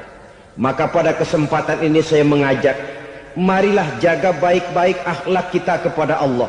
Satu kali kita bertauhid, sampai mati kita bertauhid. Satu kali la ilaha illallah, jangan tergelincir lagi kita keluar daripada kalimat itu. Satu kali kita bertuhankan Allah, jangan bertuhan yang lain selain daripada Allah. Jangan sekutukan Allah, jangan samakan Allah dengan sesuatu, jangan mengangkat yang lain sama agungnya dengan Allah. Sebab dengan demikian kita seolah-olah sudah mengotori akhlak kita kepada Allah Subhanahu wa ta'ala. Ini berat, saudara-saudara. Ini tidak ringan. Kadang-kadang saya katakan tadi, masalah ekonomi, kadang-kadang persaingan hidup yang makin tajam, di tengah lapangan kerja yang makin sulit, di tengah orang banyak potong kompas. Kalau berpatokan kepada nilai tauhid, la ilaha illallah, tidak ada Tuhan selain Allah, maka saya tidak akan takut kecuali hanya kepada Allah. Saya tidak akan menggantungkan hidup kecuali hanya kepada Allah. Saya tidak akan minta rezeki kecuali hanya kepada Allah. Kadang-kadang situasi yang nekat membuat kita kehilangan keseimbangan, kehilangan pertimbangan, picik pandangan. Akibatnya kita merusak akhlak kepada Allah Subhanahu wa ta'ala. Ironinya kan orang sekarang kalau ditanya, lu nyolong ya? Iya. Kok berani? Emang. Lu nggak tahu Tuhan lihat? Tahu. Kok nyolong juga? Biarin. Kalau Tuhan mah lihat, jangan ribut. Enggak ribut katanya. Kalau orang lihat, 2 orang saja tahu, geger kelurahan. Ini kan sudah mendustai dirinya sendiri, sudah merusak akhlaknya kepada Allah Subhanahu wa ta'ala. Tuhan enggak ribut katanya. Saudara hadirin yang saya hormati, jadi oleh karenanya akhlak kita kepada Allah merupakan basis daripada kehidupan beragama. Kalau itu sudah mulai rapuh, mulai terkena erosi dan polusi, mulai rusak, dikhawatirkan nanti nilai ibadah kita kepada Allah juga akan turut ambruk karenanya. Saudara-saudara kaum muslimin rahimakumullah, tugas yang kedua memperbaiki akhlak manusia kepada sesama manusia. Kita tahu Islam sesuai dengan namanya adalah agama damai. Maka akhlak manusia kepada sesama manusia menempati porsi yang penting dalam kehidupan beragama.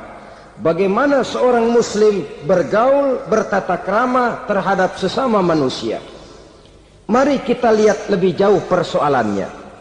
Untuk memudahkan pembicaraan dari kacamata agama, kita kelompokkan saja manusia itu dalam 2.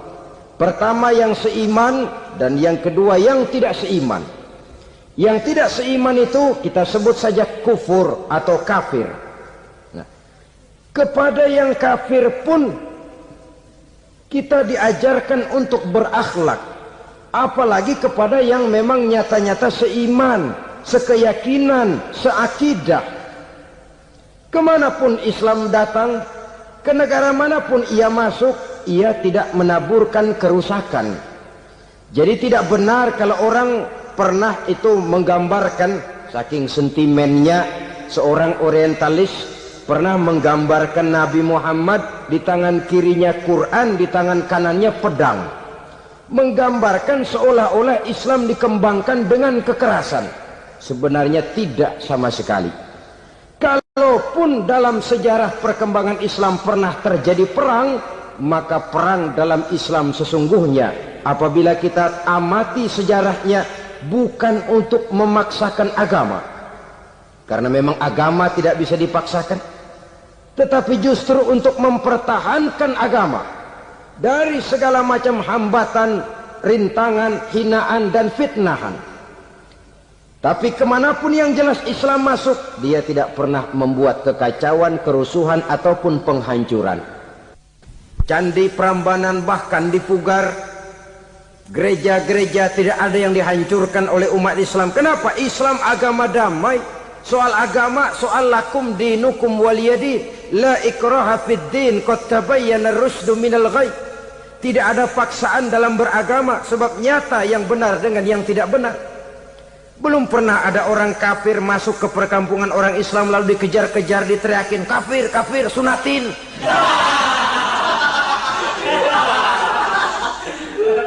Belum pernah. Kenapa? Islam menghormati orang lain agama. Nah, yang kafir ini macam-macam, saudara.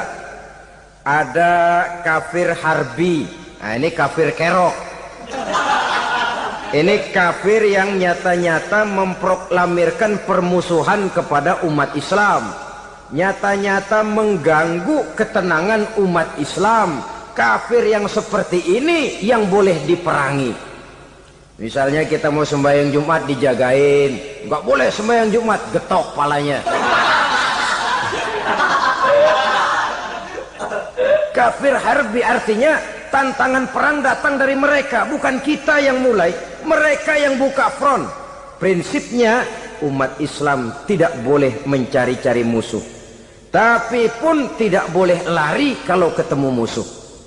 Musuh jangan dicari, ketemu jangan lari. Karena itu kesan seolah-olah umat Islam ini teroris, umat Islam ini destroyer, umat Islam ini sering menimbulkan keonaran, kerusakan. Sungguh satu fitnahan yang sangat keji. Umat Islam adalah umat yang cinta damai.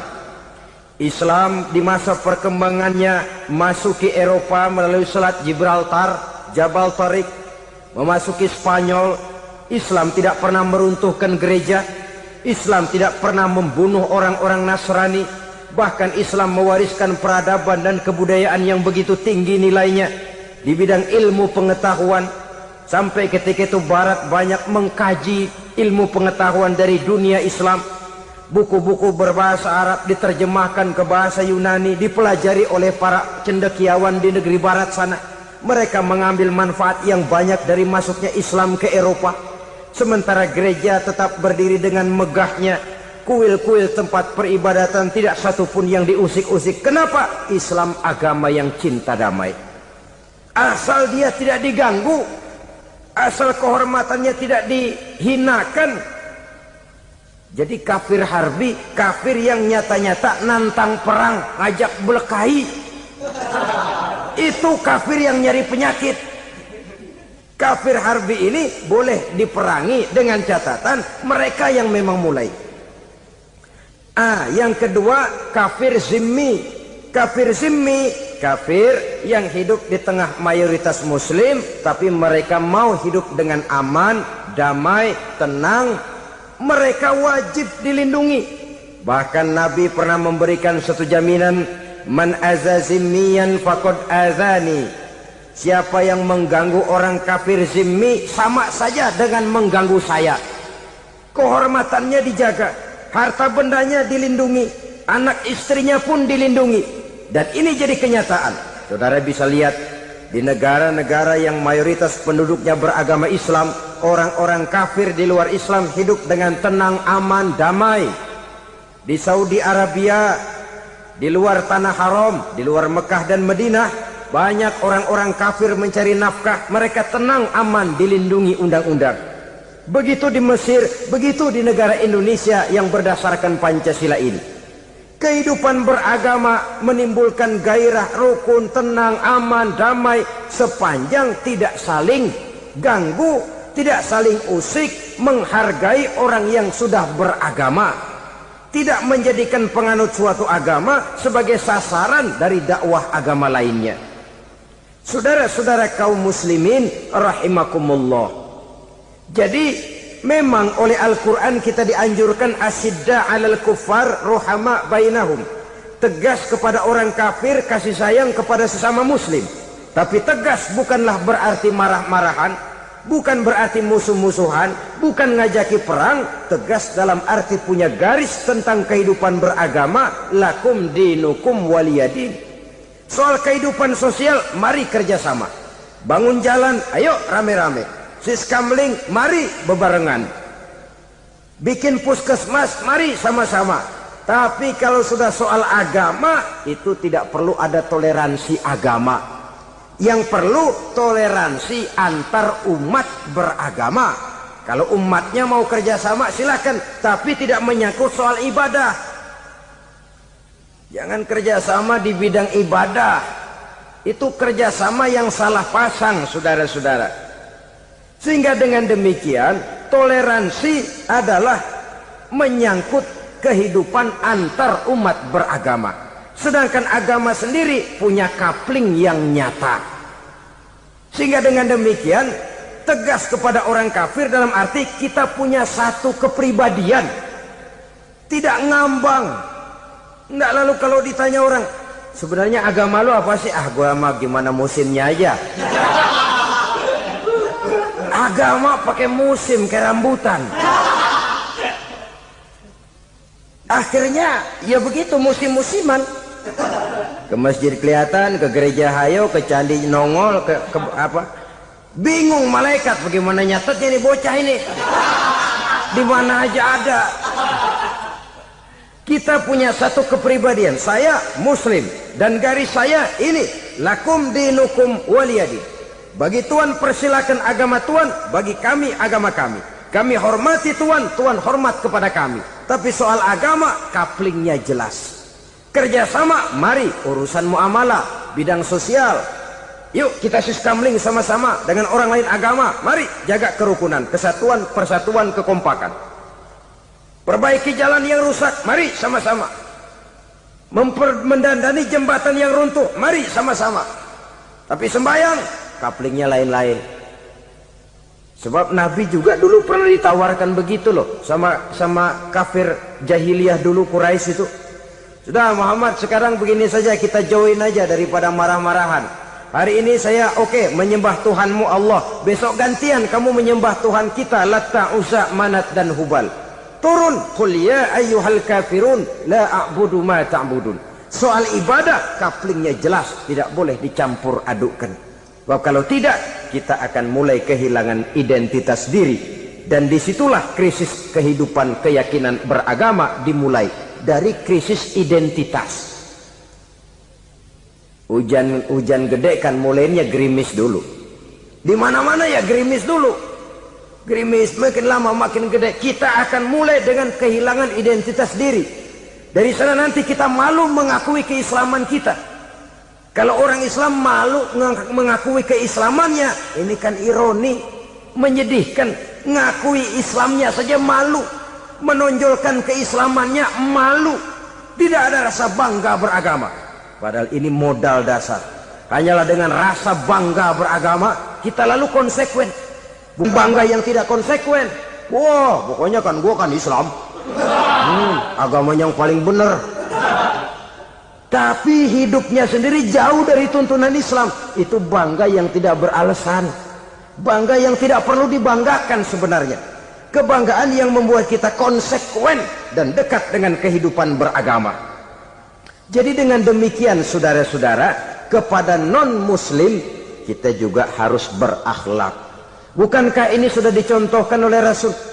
Bagaimana beliau disambiti orang di Taif, yang menyambiti malah didoakan. Bagaimana Suraqah mau membunuh beliau, malah Suraqah didoakan. Bagaimana Abu Jahal dan Abu Lahab saking mangkalnya, Ini Abu Jahal pernah gali lubang di kamarnya sendiri di depan tempat tidurnya. Setelah dia gali lubang, ditutupin pakai keraras korma. Lalu dia tarik selimut, belagak meriang. Dia pesan pesuruhnya, bilangin Muhammad encangnya meriang. Pamannya sakit, minta ditengokin. Nabi dengan segala husnuzonnya berangkat nengokin. Abu Jahal dari balik selimut ngintip. Itu dia Muhammad, itu dia tuh. Dia tuh, masuk Dani, masuk. Mulai di jalan, seneng Abu Jahal. Terus dah. Begitu ke pelosok, masuk ke lubang, gue pendem terus lalu. Memang niatnya mau mencelakakan Nabi. Sudah tinggal beberapa langkah lagi Nabi akan berjalan ke arah lubang itu. Malaikat Jibril ngasih tahu, Muhammad, Abu Jahal pamanmu cuma pura-pura sakit. Di depan tempat tidur itu ada lubang sudah dia gali untuk menjerumuskan kamu. Sudah balik pulang. Balik badan Nabi. Sudah hampir mau melangkah, kakinya malah muter pulang. Abu Jahal yang ngelihat Nabi sudah hampir jatuh nggak jadi, balik pulang. Lupa kalau lagi sakit. Udah Muhammad buruan sini. Nabi ke pintu, dia kejar. Dia lupa sama lubang yang dia gali. Begitu dia kejar, dia yang ke pelosok masuk ke dalamnya. Sejak saat itu ada pepatah, man hafara hufratan waqa'a fiha. Siapa yang suka nggali lubang, dia sendiri bakal terpelosok ke dalamnya. Jatuh dia ke lubang yang dia gali. Padahal ya paling banter 2 atau 3 meter paling dalam. Dari dalam lubang itu dia teriak-teriak, Muhammad, tolongin, pamanmu kecebur. Kasih tahu Muhammad, kasih tahu, datang lagi lah pesuruhnya. Muhammad, pamanmu Abu Jahal kecebur, minta tolong diangkatin. Sudah diulur tambang, habis sambung lagi, nggak bisa sampai. Masa iya, cuma kamu yang bisa nolong. Apa yang dilakukan Nabi? Balik mau nolongin. Akhlak. Kita kalau ada orang gali lubang buat nyeburin kita, dia sendiri yang kecebur. Gorok gua kagak lemin loh. Mati sekalian dah. Nabi mah enggak, balik nolongin tuh Abu Jahal. Kenapa paman kecebur? Iya Muhammad, tolong, tambang udah diulur-ulur, sambung-sambung nggak sampai. Aduh kasihan paman, nih pegang tangan saya. Nabi cuma ulurin tangan, nyampe dipegang oleh Abu Jahal. Diangkat ke atas. Nyampe atas, apa kata Abu Jahal? Tambang bergulung-gulung nggak nyampe, kamu cuma pakai tangan doang kok bisa Muhammad, hebat banget sihirmu. Mukjizat dia bilang sihir, udah ditolongin nyelak lagi, kan yang enak kita injak palanya. Orang dulu bilang wah katanya nolongin anjing kejepit, udah selesai ditolongin malah yang nolong digigit. Saudara hadirin yang saya hormati, kepada orang-orang kafir kita harus berakhlak, menghormati mereka, tidak memaksakan satu keyakinan dalam batas-batas yang ditolerir oleh agama, yaitu pada masalah-masalah sosial dan muamalah. Itu kepada non-muslim, apalagi kepada sesama muslim.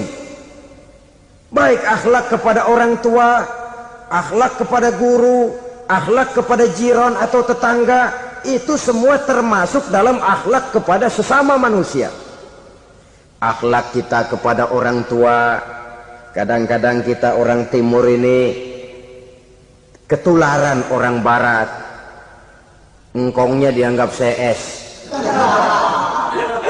salaman main kedet aja, halo kong. Engkongnya bahalo dibengong.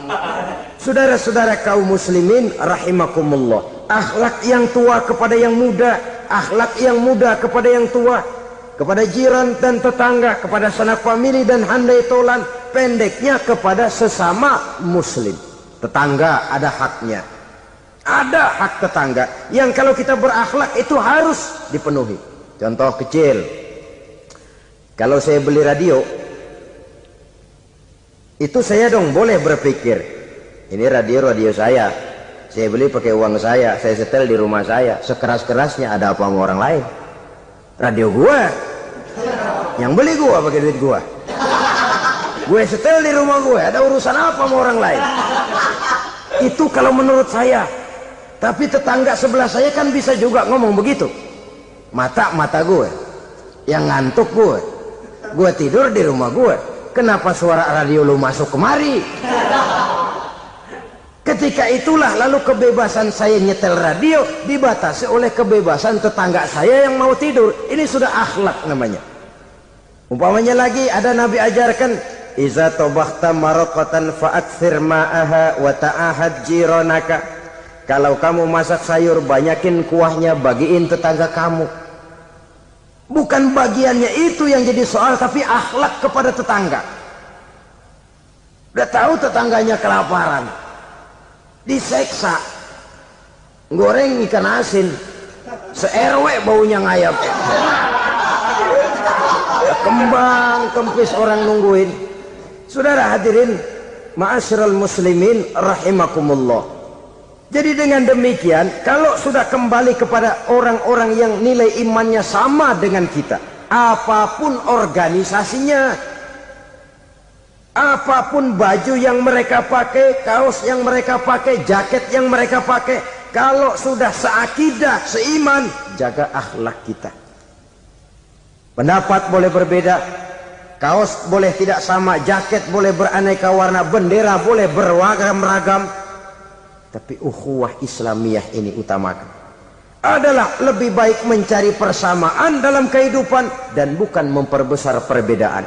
Hanyalah dengan mengembangkan nilai-nilai akhlak semacam ini, toleransi tidak hanya diperlukan kepada yang non-muslim, kepada sesama muslim pun toleransi.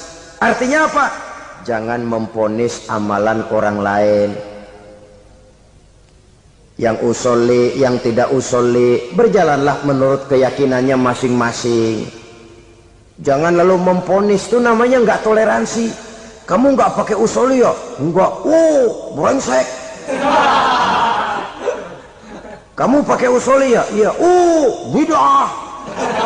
Nah, dua-duanya kagak yang benar. Kalau yang sembahyang kagak benar, bagaimana yang kagak sembahyang? Apa itu yang benar? Toleransi, setuju dengan perbedaan pendapat, jangan memponis amalan orang lain. Karena kita hanya beramal, hak menerima adalah Allah subhanahu wa ta'ala. Jangan sebentar-bentar mencap, bid'ah dolala, finnar, neraka. Kayaknya neraka kapling orang tuanya kali. Gampang bener masukin orang ke neraka. Kita kadang-kadang bisa toleransi dengan orang luar, tapi kepada sesama muslim toleransi tidak sanggup kita adakan. Mengklaim merasa kita yang benar, orang lain salah semua, itu tidak toleransi namanya. Mentang-mentang jadi ustadz, nih satu-satunya ustadz di sini ya, semuanya mesti ngaji kemari. Kalau nggak ngaji kemari Islamnya kurang tapi benar. Toleransi. Saudara-saudara kaum muslimin rahimakumullah, lapang dada menghargai orang yang berbeda pendapat, apalagi kalau perbedaan pendapat itu menyangkut hal-hal yang tidak prinsipil, menyangkut hal-hal yang sekunder dalam kehidupan beragama, menyangkut masalah-masalah yang dalam bahasa fikih disebut soal-soal furu'iyah. Tidak usah menyebabkan kita bersih tegang. Kepala sama hitam pendapat boleh berbeda dan halal. Bahkan Nabi mengatakan, ikhtilafu ummati rahmatun. Perbedaan pendapat di kalangan umatku bahkan menjadi rahmah, sepanjang perbedaan pendapat itu diiringi dengan rasa toleransi. Tapi kalau sudah main baku hantam, main klaim, memponis orang lain, akhirnya timbullah keretakan. Jangan heran kadang-kadang satu masjid dua kelir. Ya soal kelir boleh kelar-kelir, boleh kelar-kelir, tapi kalau harus terlalu mencolok menyebabkan timbulnya keretakan, saya kira yang akan turun bukan lagi rahmah tapi bala. Bala akan menimpa kita, jatuh kita menjadi umat yang lemah. Oleh karena di antara kita sendiri, sesama kita tidak pandai bertoleransi, tidak lapang dada. Ada anak muda kelihatannya mau majuan dikit, yang tua curiga. Nih, kalau dia maju pasaran gua bangkrut dong nih. Lalu ditekan tuh anak ditekan melejit. Kadang-kadang yang tua maksudnya baik, mau memelihara, yang muda salah terima. Kan tua kejemur. Dari dulu sampai sekarang gitu-gitu doang. Anak kemajuannya. Padahal yang tua barangkali maksudnya juga baik, mau memelihara.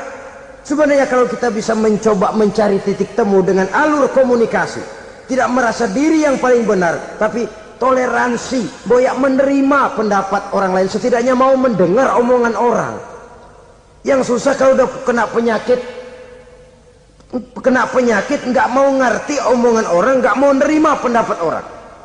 Kodok di kolong tempayan, cukeng kayu asem, asal ijo udah ijo aja ijo dah.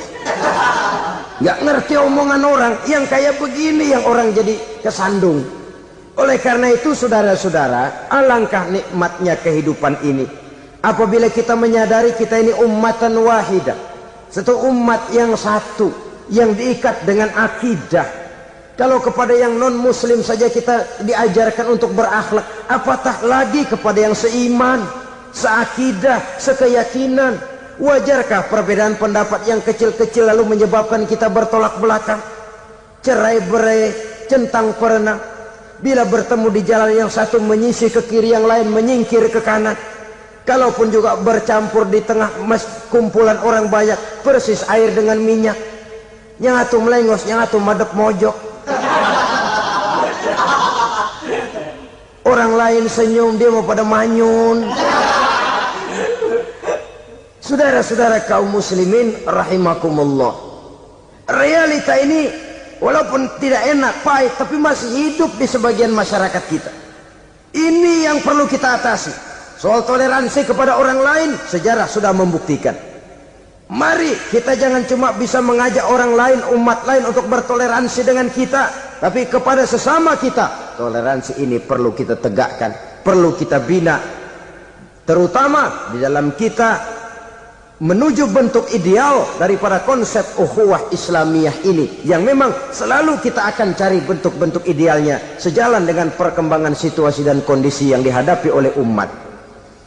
Perbedaan organisasi, perbedaan kepentingan organisasi tidak seharusnya menyebabkan kita merasa meremehkan orang lain dan mengangkat diri, mengklaim diri sebagai yang ter. Jadi dengan demikian, apabila yang pertama tadi akhlak kepada Allah dinamakan hablum minallah, maka yang kedua ini merupakan hablum minan nas. Jikalau baik akhlak kita kepada Allah, baik akhlak kita kepada manusia, nikmat rasanya menjalani kehidupan. Kadang-kadang orang akhlaknya kepada manusia baik, tapi kepada Allah tidak baik. Hormat sama yang tua, menyayangi yang muda, sama tetangga rukun, tapi sama Tuhan nggak mau sujud. Ini baik kepada manusia, tapi tidak berakhlak kepada Allah. Atau sebaliknya, sujudnya sama Allah mah tekun, bener, khusyuk, bahasanya juga fasih, luar biasa.